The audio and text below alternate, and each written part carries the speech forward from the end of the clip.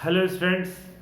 आज हम लोग, जैसा कि हमने अपने पिछले वीडियो में आपसे कहा था कि हम आपके लिए 11th का और एक 12th के टॉपिक के साथ day by day alternate days पे या कभी कभी सेम डे पे हम आपके साथ नए नए वीडियो के साथ आएंगे। आइए आज हम लोग जो है वो फर्स्ट ईयर का एक टॉपिक है अर्थमेटिक प्रोग्रेशन।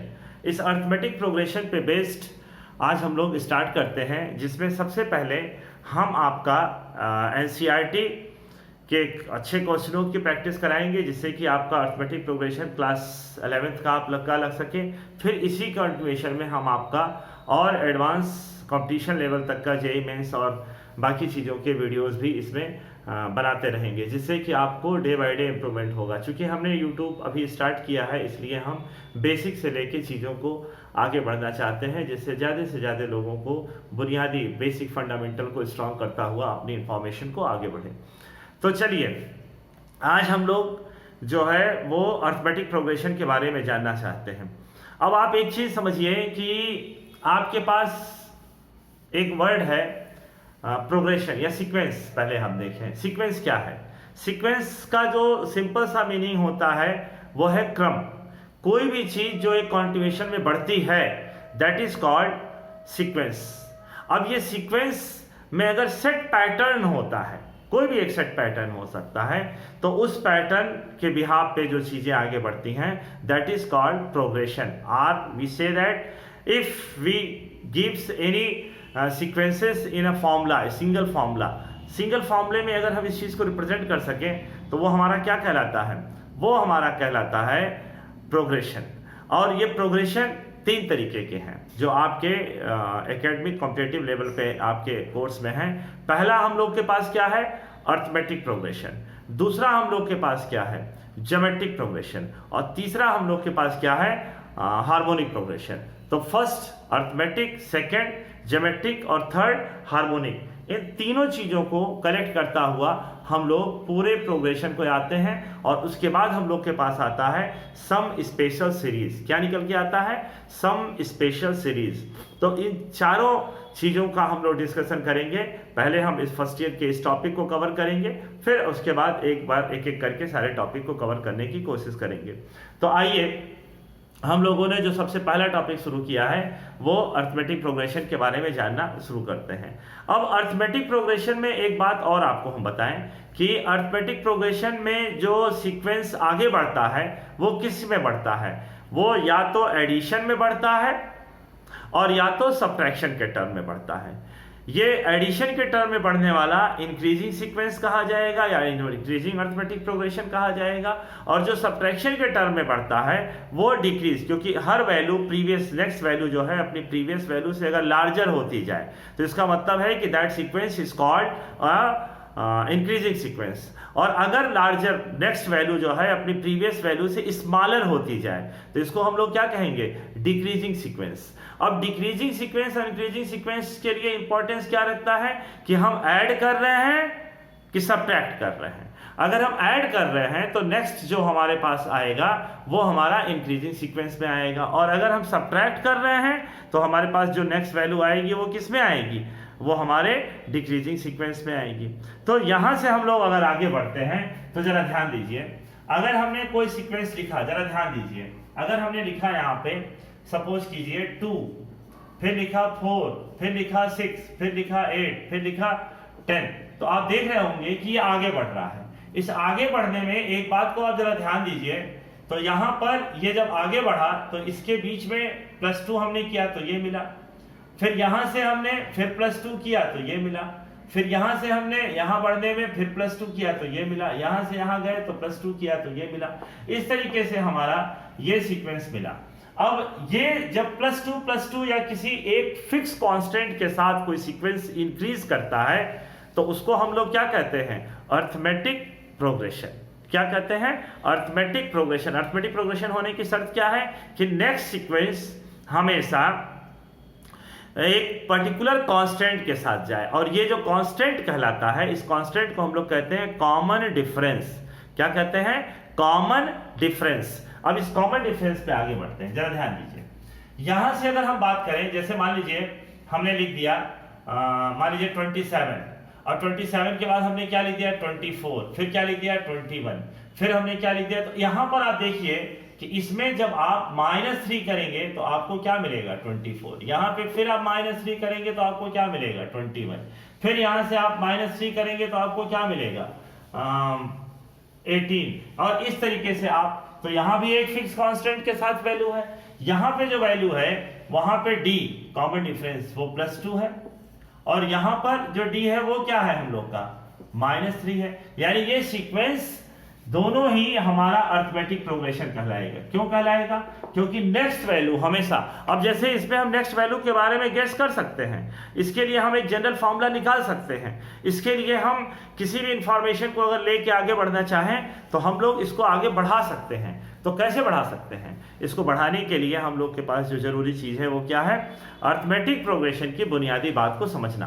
तो अब आगे बढ़ते हैं इसमें अर्थमेटिक प्रोग्रेशन की बुनियादी बात को आगे बढ़ते हैं।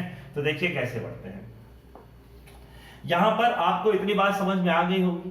तो अब आप एक चीज देखिए कि अगर हमने मान लिया एक टर्म है a, इसको हम पहले रख कर लेते हैं, उसके बाद हम बातों को आगे बढ़ाना शुरू करते हैं। चलिए देखिए, अगर हमारे पास एक टर्म है वो है a, अगर हमारे पास एक टर्म है वो है a। अब सपोज कीजिए कि अगर हमने कहा फर्स्ट टर्म, क्या कहा? First term. अगर हमने कहा फर्स्ट टर्म, तो फर्स्ट टर्म में हमारे पास कौन आ गया? a। फिर हमने कहा कॉमन डिफरेंस, कॉमन डिफरेंस, तो कॉमन डिफरेंस हमारे पास कितना आ गया? d। तो अगर हमने कहा a फर्स्ट टर्म, तो नेक्स्ट टर्म पाने के लिए हम यही फिक्स वैल्यू को, कांस्टेंट वैल्यू को हम ऐड करेंगे। तो जब हम इसको ऐड करेंगे स्टूडेंट्स, तो हमारे पास क्या निकल के आएगा? a plus D. फिर हम ऐड करेंगे, तो अब a प्लस डी में एक बार d और ऐड किया जाएगा, तो a प्लस 2d।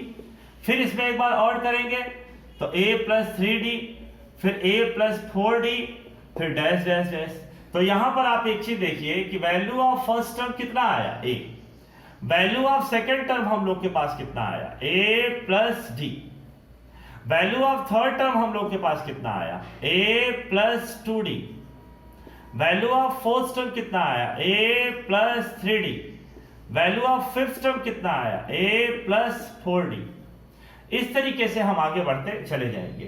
तो यहां से अगर हम nth टर्म की बात करें तो जरा ध्यान दीजिए, इस फिफ्थ टर्म के बाद अगर आपसे हम कहें बेटा बताइए 10th टर्म क्या होगा, तो जब यहाँ 5 था तो यहाँ 4 4 4 है, तो 3 3 है, तो 2 2 है, तो 1, तो 10 है, तो ये कितना निकल के आएगा? a plus 9d। हम 100 की बात कर लें तो a प्लस 99d। यहां से अगर इसी तरीके से हम लिखें इसका nth टर्म, तो nth टर्म के लिए हम क्या लिखेंगे? a plus n minus 1 into D, a plus n minus 1 into D. तो जहां पर a क्या कहलाएगा? a कहलाएगा value of first term, value of first term. d क्या कहलाएगा? d कहलाएगा कॉमन डिफरेंस। और इस d की वैल्यू को निकालेंगे कैसे हम? सेकंड माइनस फर्स्ट कर ले, थर्ड माइनस सेकंड कर ले, फोर्थ माइनस थर्ड कर दे, सेवेंथ माइनस 6 कर दे, या इन जनरल an माइनस 1। मतलब हमेशा हम लोग को उसके एक टर्म में से उसके प्रीवियस टर्म को क्या करना होगा? सब्ट्रैक्ट करना होगा। जहां पे an को हम लोग क्या पढ़ेंगे? हम लोग पढ़ेंगे nth टर्म फ्रॉम बिगिनिंग। कहां से? nth term from beginning. हम लोग इसमें स्टार्टिंग से nth टर्म की बात करेंगे। हम लोग कहां से बात करेंगे? nth टर्म फ्रॉम बिगिनिंग, यानी प्रारंभ से nवां पद, प्रारंभ से nवां पद। अभी हम लास्ट टर्म से भी बात करेंगे, लेकिन इसको आप लोग समझिए जरा ध्यान से। तो यहां पर आपको ये बात समझ में आ गई होगी, ऐसा हम आपसे एक्सपेक्टेशन रखते हैं, आपसे उम्मीद करते हैं। आइए अब हम लोग nth टर्म फ्रॉम एंड निकालना स्टार्ट करते हैं। तो देखिए वो कैसे निकलेगा। वो ऐसे निकलेगा कि अगर आपको ये बात समझ में आ गई है तो जरा इसी बात को हम फिर लिखेंगे, तो जरा इसको भी ध्यान से देखिएगा। यहां अगर हमने लिख दिया a, यहां लिख दिया a प्लस डी और a प्लस 2d। आइए अगर हम यहां पर लिखते हैं a प्लस 3d, तो अब ये बताइए इसका नेक्स्ट टर्म क्या होगा? तो इसका नेक्स्ट टर्म होगा a प्लस 4d और इसका प्रीवियस टर्म क्या होगा? तो a प्लस 2d। आते हैं a प्लस 5d। ऐसे करते करते करते यहां से अगर हम बात करें तो l, यहां से हम बात करें तो l माइनस डी, यहां से हम बात करें तो l माइनस 2d, यहां से ये l जो आप देख रहे हैं यहां पे चूंकि अर्थमेटिक प्रोग्रेशन या कोई भी ज्योमेट्रिक प्रोग्रेशन या कोई भी ये स्टॉप नहीं होता है बेटा, ये लास्ट तक मूव करता है, एकदम अंत तक चला जाता है, इनफाइनाइट तक जा सकता है। तो अब रही बात है कि सर लास्ट टर्म कहां पे आया? जहां फुल स्टॉप लगा दिया जाए। क्या कर दिया जाए? जहां पे हम लोग फुल स्टॉप लगा देंगे वो क्या कहलाएगा? वो कहलाएगा हम लोगों का लास्ट टर्म।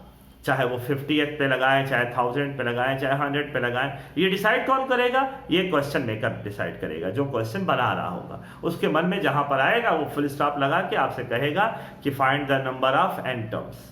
तो अब नंबर ऑफ m टर्म्स कहेगा तो आपको निकालना है। क्यों? क्योंकि वहीं पे जब अब जहां पे भी उसने फुल स्टॉप लगा दिया, ऐसा नहीं कि उसके बाद हो नहीं सकता, हो सकता है, लेकिन चूंकि वहां फुल स्टॉप लगा है, that's why we suppose that value as a last term, we suppose that value as a last term. आइए यहां से अगर हम बात करें तो an, अब यहां से आप एक चीज देखिए कि आप इधर से फर्स्ट टर्म किसको पा रहे हैं? a को, और यहां से पहले तो आप एक चीज जान लीजिए कि ये जो an है इसी को लास्ट टर्म भी कहा जाता है, और यहां पर ये जो nth टर्म है इस यल को अब हम लोग क्या पढ़ते हैं? इसी यल को हम लोग पढ़ते हैं, इसी यल को हम लोग पढ़ते हैं, यहां आपको बता दें इसी यल को हम लोग क्या कहते हैं? an जिसको हम कह रहे हैं, इसी को हम लोग कहते हैं value of last term, value of last term. अब आपको समझ में आ गया होगा कि सर ने इसको क्यों रब नहीं किया था, हमने इसे क्यों नहीं मिटाया था, ये आपको बहुत अच्छी तरीके से समझ में आ गया होगा। थोड़ा इससे हम लोग और आगे बढ़ते हैं। जब हम लोग इससे और आगे बढ़ेंगे तो जरा देखो यहां पर हमारे पास क्या निकला? a1 dash. क्या निकला बेटा? a1 dash. a1 डैश का मतलब क्या है? वैल्यू ऑफ, हमने a1 पिछले में भी लिखा था, लेकिन यहां पे डैश लगाना जरूरी है, क्योंकि डैश लगा के हम पिछली बातों से अपने आप को डिफ्रेंशिएट कर सकते हैं। तो हमने कहा a1 डैश मतलब value of first term from end, value of first term from end. तो value of first term from end ये है। अब यहां पे देखो value of second term from end कितना है? l minus D. Value of third term from end l minus 2d। Value of fourth term from end l minus 3d। Value of, ऐसे करते करते value of 11th term from end, तो l minus कितना निकल के आएगा? l minus यहाँ 11 है तो 10d। Value of 20th term from end l minus 19d। ऐसे करते करते अगर हम बात करें तो यहां पर हम an डैश निकालें तो इस an डैश का मतलब क्या निकल के आएगा? आप देख रहे होंगे यहां की वैल्यू हमेशा यहां से एक कम, 11 का 10, 20 का 19, 4 का 3, 3 का 2, 2 का 1, इस तरीके से l माइनस ये कितना निकल के आएगा? l माइनस, जरा ध्यान दीजिएगा, l minus n minus 1 into D.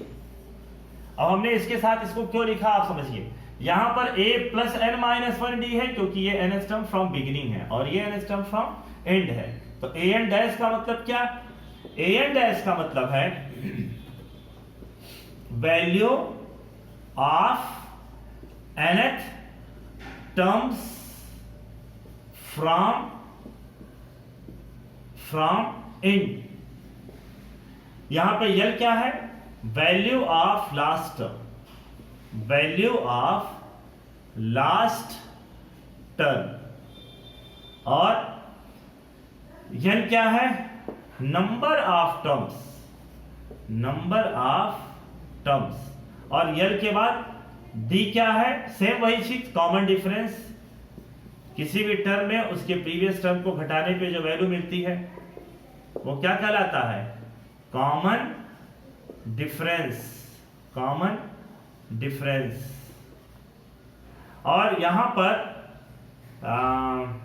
ये सारी इंफॉर्मेशन तो हम लोगों ने देख ली।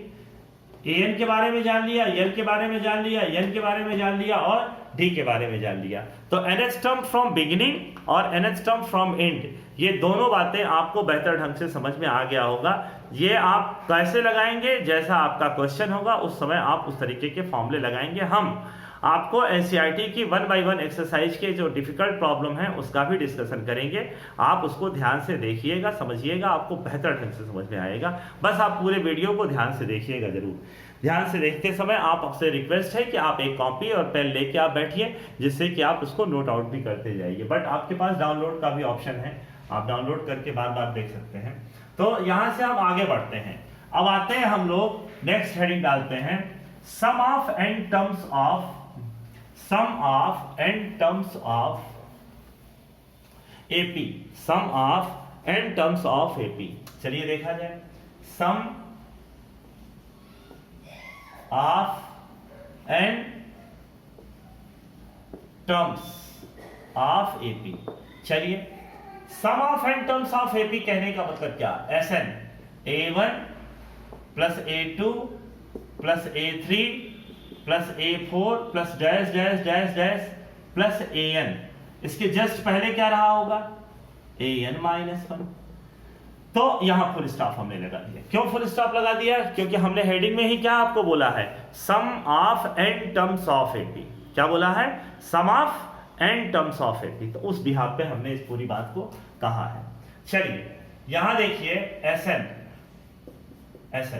A1 की जगह A, A2 की जगह A प्लस D, A3 की जगह A प्लस 2D।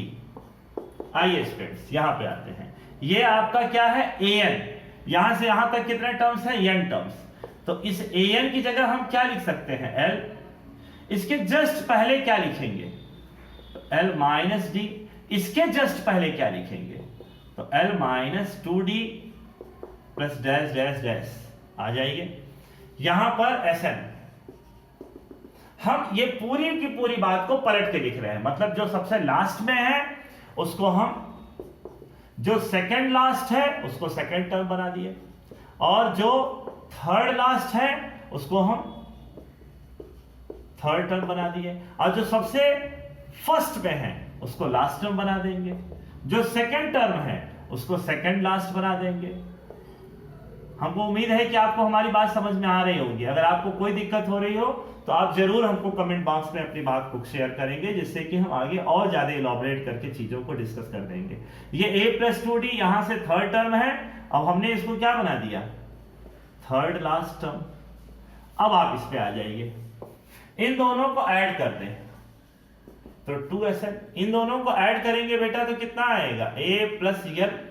इन दोनों को ऐड करेंगे तो ये D और D कैंसिल हो जाएगा, तो क्या मिलेगा, A प्लस L। इन दोनों का कैंसिल करेंगे तो क्या मिलेगा, A प्लस L। और डैश डैश करते करते करते इन दोनों को ऐड करेंगे तो minus 2D plus 2D cut गया, तो यहां भी क्या मिला, A प्लस L। यहां देखिए plus D minus D cancel, तो A प्लस L। यहां पे इन दोनों को कैंसिल करेंगे तो कितना निकल के आएगा, A प्लस L। तो ये A plus L, A plus L, A plus L, ये A plus L, A plus L, A plus L, ये पूरा का पूरा कितना निकल के आएगा, n in bracket A plus L। तो Sn is equal to n by 2 in bracket A plus L। Sn is equal to n by 2 in bracket A plus L। अब देखिए वेयर, ये भी फॉर्मूला है, where A value of first term, D common difference, n number of terms, L value of last term, value of last term. अब आप जानते हैं अभी आपको हम इसी वीडियो में शुरुआत में बता चुके हैं। We know that L is equal to AN is equal to A plus N minus 1 into D. तो अब देखो यहां L की जगह हम लोग क्या लिख सकते हैं? L की जगह हम लोग क्या लिख सकते हैं? A plus N minus 1 into D. तो फ्रॉम फर्स्ट अब हम लोग के पास SN का दूसरा फॉर्मूला बनने जा रहा है N अपॉन 2। देखो A तो A ही रहेगा और L की जगह हम लोग क्या लिखेंगे? A plus N minus 1 into D. यानी हम लोग के पास क्या निकल के आ गया? हम लोग के पास निकल के आ गया N अपॉन 2, SN का जो नेक्स्ट फॉर्मूला बना N upon 2 in bracket A और A कितना आएगा? 2A plus N minus 1 into D. तो यहां पर हम लोग के पास निकल के आ गया N by 2 in bracket 2A plus N minus 1 into D. तो आपके पास सम ऑफ n टर्म्स निकालने के दो फॉर्मूले मिले। जब आपको last term, number of terms और A फर्स्ट टर्म दिया रहे तो इस फॉर्मूले को लगाइएगा, लेकिन लास्ट टर्म अगर नहीं दिया है, नंबर ऑफ टर्म्स A और कॉमन डिफरेंस D दिया रहे तो आप इस फॉर्मूले को लगाइएगा। आई होप आपको सम ऑफ n टर्म्स भी समझ में आ गया होगा, ऐसी हम आपसे एक्सपेक्टेशन रखते हैं। अब हम लोग आते हैं थोड़ा सा आगे के टॉपिक पे। तो आगे के टॉपिक पे अगर हम बात करें बेटा, तो हम लोग के पास क्या निकल के आएगा? हम लोग के पास आगे के टॉपिक पे ये निकल के आएगा। आइए एक नंबर ऑफ टर्म्स सपोज कैसे करते हैं, क्योंकि आपको आगे जब आप जाएंगे तो आपके पास कई टॉपिक आएंगे। तो आपके पास ये निकल के आएगा कि सर नंबर ऑफ टर्म्स हम लोग कैसे सपोज करेंगे। हम आपके एक ही वीडियो नहीं बना रहे हैं, डे बाय डे हम इसमें अपडेट करते चले जाएंगे।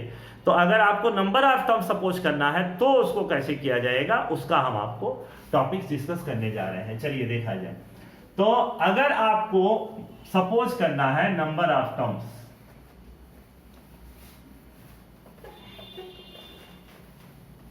ध्यान दीजिएगा, अगर आपको नंबर ऑफ 3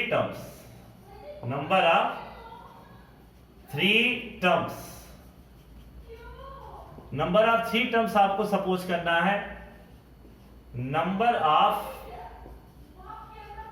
4 टर्म्स सपोज करना है, नंबर ऑफ 5 टर्म्स सपोज करना है, 5 टर्म्स सपोज करना है। तो अगर नंबर ऑफ 3 टर्म आपको सपोज करना है तो आप सपोज करिएगा A माइनस डी, A और A प्लस डी। अगर आपको नंबर ऑफ 4 टर्म सपोज करना है, ध्यान दीजिए, नंबर ऑफ कितने टर्म्स? 4 टर्म सपोज करना है, तो आप क्या सपोज करेंगे? A minus 3D, A minus D, A plus D और A plus 3D।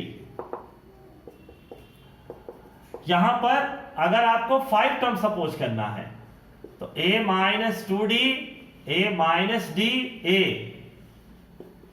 A plus D और A प्लस 2D।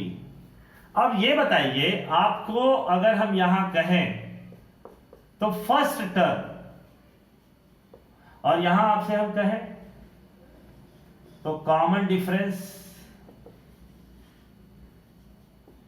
तो देखिए इसका फर्स्ट टर्म कितना है? A minus D. इसका फर्स्ट टर्म कितना है? इसका फर्स्ट टर्म हम लोग के पास है A माइनस 3D। इसका फर्स्ट टर्म कितना है? A minus 2D। अब हम बात करें कॉमन डिफरेंस की, तो कॉमन डिफरेंस में हम लोग के पास क्या निकल के आएगा स्टूडेंट्स? कॉमन डिफरेंस कैसे निकाला जाता है आप जानते हैं? कॉमन डिफरेंस कैसे निकाला जाता है? इसमें से इसको सब्ट्रैक्ट करिए, इसमें से इसको सब्ट्रैक्ट करिए, तो यहां कितना आएगा? D।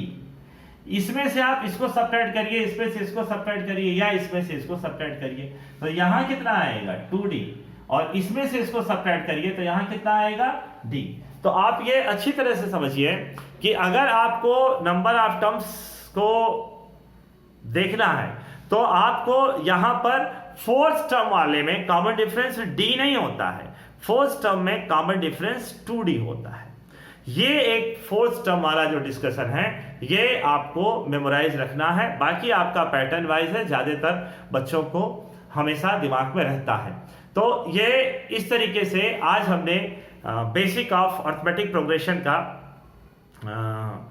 पूरा का पूरा एक छोटा सा कॉन्सेप्ट बताने की कोशिश की। आप इस पूरे वीडियो को देख के ज़्यादा से ज़्यादा बातों को समझ पाए होंगे, ऐसा हमारा विश्वास है।